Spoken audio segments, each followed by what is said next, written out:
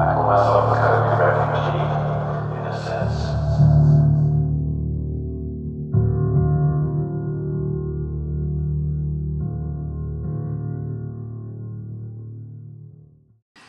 I call myself a COVID refugee, in a sense. I returned to London from home in Morocco for a few weeks, ostensibly, in December, and I ended up being trapped with all the labyrinthine regulations. Anyway, mercifully, on the fifth attempt, and after much aggravation and expense, I was legally allowed to leave the UK and fly in transit via Madrid to Dakar in Senegal, where I spent almost 5 weeks painting, and also on the advice of the embassy. Having spent 30 days out of Schengen, I was then legally allowed to return home. I was incredibly anxious when I travelled, and therefore I didn't travel with much other than the necessary passport, visa, laissez-passer, and the clothes I stood up in, plus one sketchbook, some coloured pencils, and my camera phone. I usually travel light, but I always travel with oil paints and other colours, so I can always work. I don't think I've ever travelled anywhere without a sketchbook and without canvases and paint. It's just inconceivable to me. Anyway, so fortunately I ended up in Senegal, and this was a place I'd actually always wanted to visit, but always something had always got in the way. So now I was actually forced by Providence, which turned out to be actually quite fortuitous, to spend time there. And I was absolutely blown away by the potency of the colour and the light, and also the incredible energy of people there. I'd found that unsurpassed, really. I think only Cuba had sort of shown me people with so much energy and creativity. Anyway, so I was in Dakar with very few clothes and hardly anything to draw with, and very luckily one afternoon I was by a hardware store, and strangely a man was selling artist pastels, so I bought some in order to work in colour, and it proved to be a revelation. I've not worked in pastel since I think I was about 18, so that's 32 years, and I was absolutely enraptured by the colours and how quickly I could work with them, as opposed to, whilst I can work very quickly with oil paint, there are certain things that obviously one has to wait upon. And there was just an immediacy and vibrancy of colour which went very well with the landscape I was in. Very luckily, I was very sort of blessed really throughout the whole trip.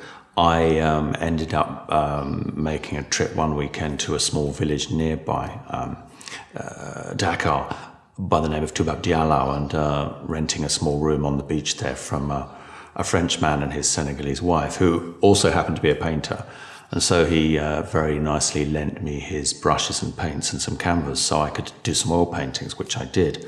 But I think the novelty of being somewhere so completely different, so completely new, just resulted in an outpouring of work, and the energy and the volume of which I don't think I've done in years. Probably the last time I worked so intensely was in the desert in southern Morocco, and also many years ago when I first went to Cuba. I was nevertheless touched and distressed by how Senegal as a country, and many countries outside of Europe and Europe itself, but many countries outside Europe have suffered, in my view, unnecessarily severely due to the rather extreme measures that have been recommended to deal with COVID-19. And in so much as I found previously very successful people, not just in travel, like hotel and tour companies, but even builders and professionals in travel within the country or other industries who'd been severely impacted and in several cases reduced to near destitution by the restrictions. So that was extremely distressing and upsetting to witness. And it angered me as well. That said, it also the energy of the people I met and the optimism in spite of everything that's happening was really quite incredible. I found that, or I would have found that remarkable in anyone, and particularly in Europe. This was unsurpassed. I was very distressed also by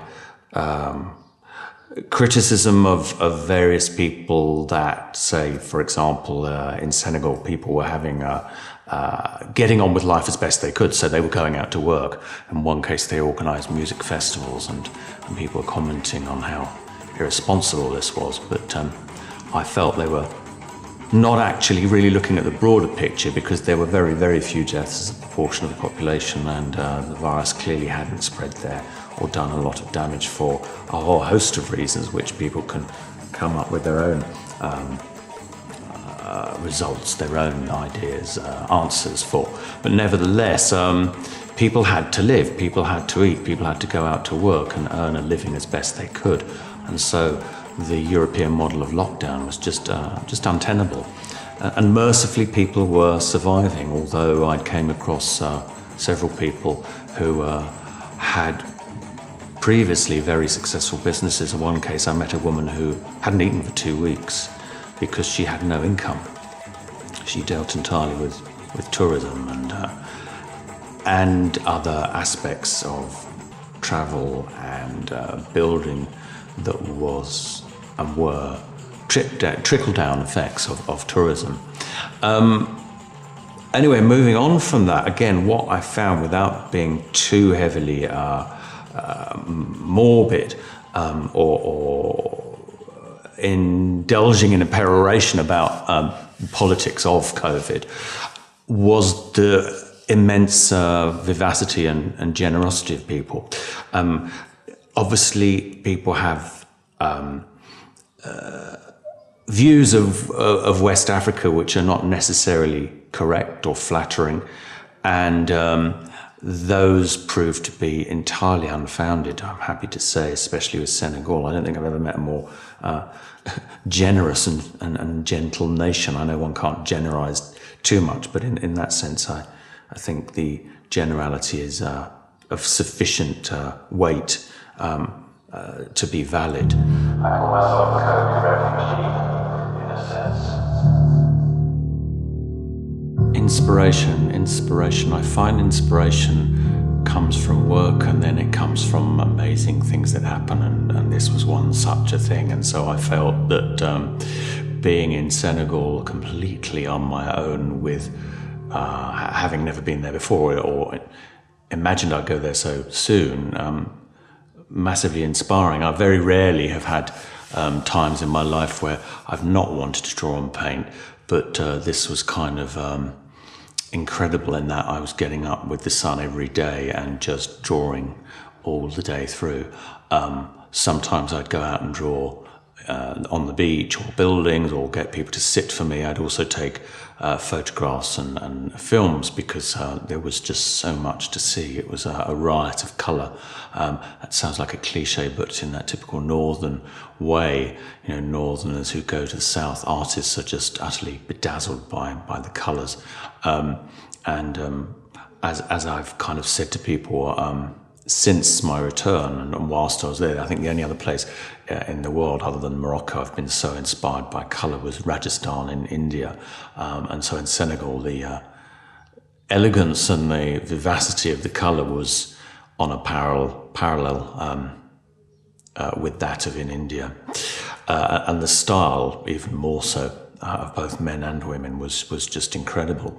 So I daily would go out, as I said, drawing and painting, filling up sketchbooks, and also talking to people, filming them, asking them how they felt about COVID and life there in general. And I find that being an artist who draws and works in a lifelike manner and from life wherever I can is much easier than taking photographs for me, because people can see an instant result and they're part of the process. So it's a collaboration. So sometimes I pay people to sit for me. Other times I buy them a meal or whatever seems to be right at that time. And on one occasion, I was intrigued by the pirogues, which are these very narrow and robust boats which go out into the sea for fishing. And so I asked a friend to get a group of fishermen together one day so I could film them, speak to them, do some drawings of them, which previously had been very difficult. But once they realized I was an artist and I wasn't making some film that they would have found troubling, I was made to feel very welcome. So I still have, I'd say, about 6 paintings from that, which I've yet to do, which inspire me in a very epic way. But as I said, it was a real revelation to be working in pastel. I'd always considered, wrongly, that pastel was somewhat effete and old-fashioned or amateur way of working, and I was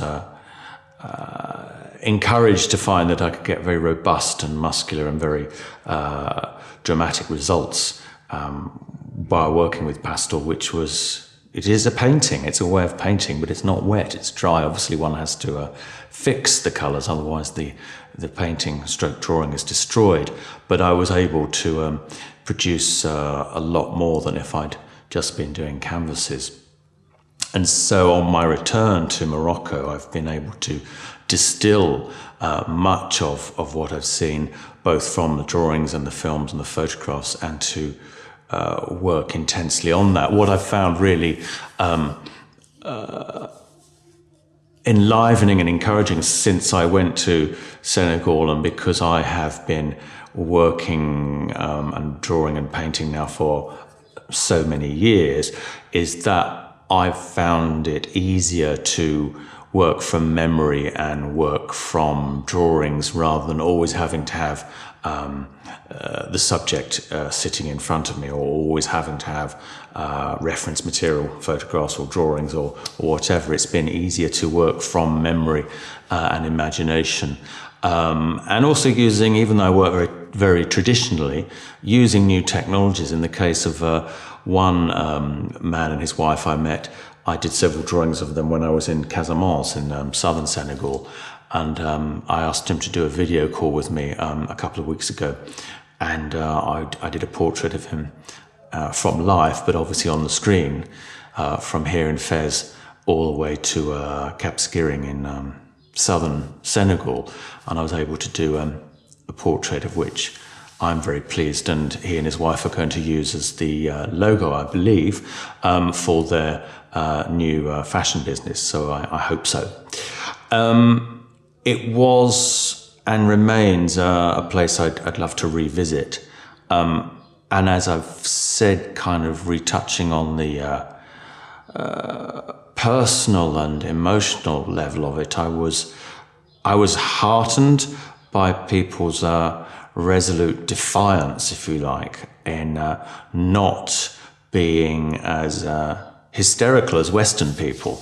I hate to make these distinctions, West, East, or whatever, because there are many commonalities we share, but there are many differences. And I think through necessity, people are more aware of death and the shortness, the brevity of life in countries where life is perpetually difficult. And us in the north are less keen to discuss aspects of life of which we feel uncomfortable, one of which is death. And I think the whole COVID situation has highlighted a European mania almost for prolonging life at whatever cost, not just personally and financially, but morally, spiritually, and creatively. And I think that somehow in countries where people are more accustomed to death because of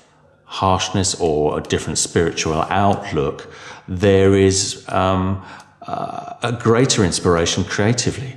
I found that the music and the art I encountered there was of an incredible potency and realism, and I don't mean realism in terms of representation, but just honesty, I think, which was incredibly energizing.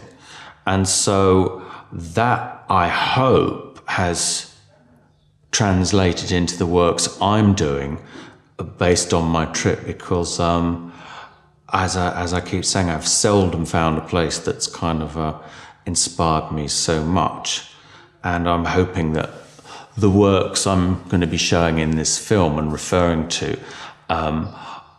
are a homage, an homage to the people and the amazing characters I met whilst in West Africa, in Senegal. I call myself a refugee, in a sense.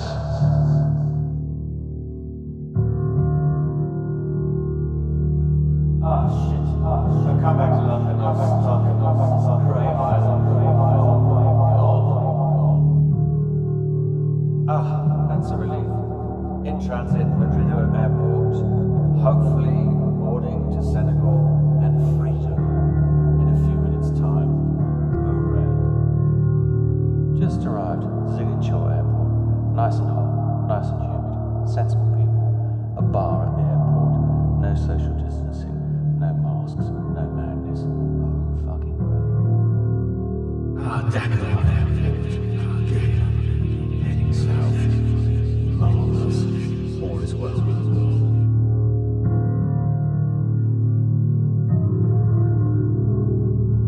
Oh, here at last, Dakar Airport.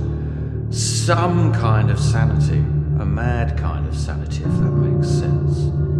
But sanity compared to Europe, nonetheless.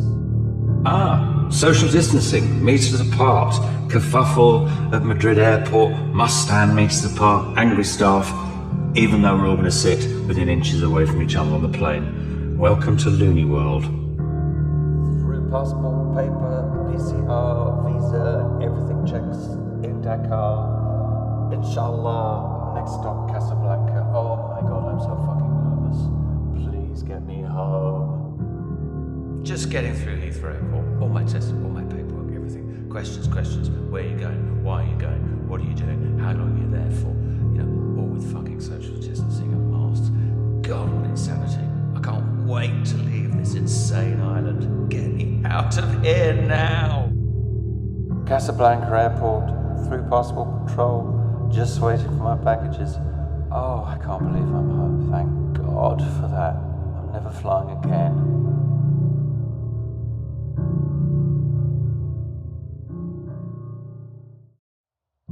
I call myself